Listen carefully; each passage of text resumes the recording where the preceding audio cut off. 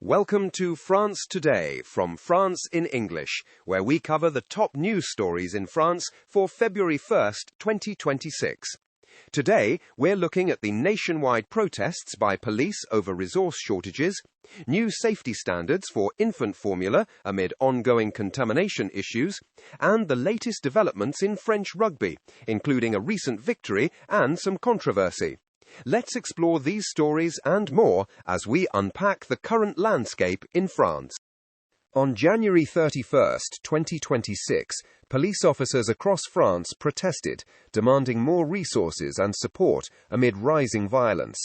The Alliance Police Union reported that between 15,000 and 20,000 demonstrators marched in Paris, with rallies in about 20 cities, including Nice and Toulouse.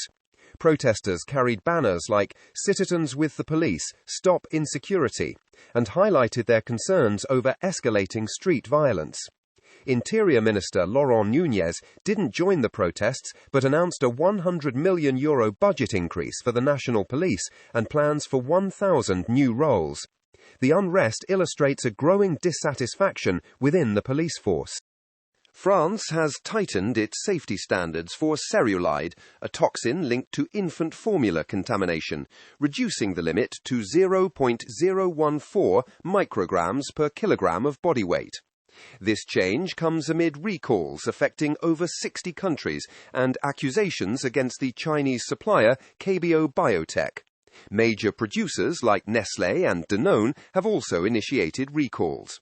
Meanwhile, 2 criminal investigations are underway in France concerning infant deaths associated with these products. Former Minister Agnès Pannier-Runacher is advocating for less reliance on foreign supply chains, emphasizing local food sourcing.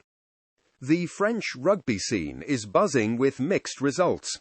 Over in Singapore, the men's rugby sevens team is making waves, qualifying for the semi-finals with impressive wins against New Zealand, Australia and Argentina.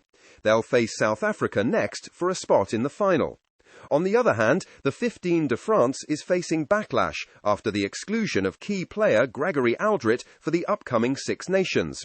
Former player Dan Biggar expressed his surprise on the Rugby pod, emphasizing Alldritt's crucial role in the team's balance. All eyes are now on potential newcomers like Montpellier's Lenny Nucci. Recent foreign acquisitions of French companies have triggered discussions about economic sovereignty. Economy Minister Roland Lescure defended the sale of LMB Aerospace to the American Law Group, describing it as a demanding deal with strict conditions.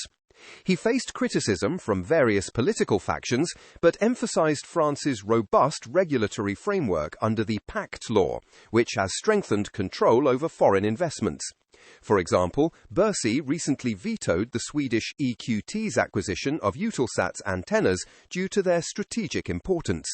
Lescure assured that the sale of Biogaran to BC Partners also included safeguards to protect jobs and maintain state involvement. A recent poll by Opinionway shows a notable shift in French public sentiment, with 58% believing a business leader could be a good president.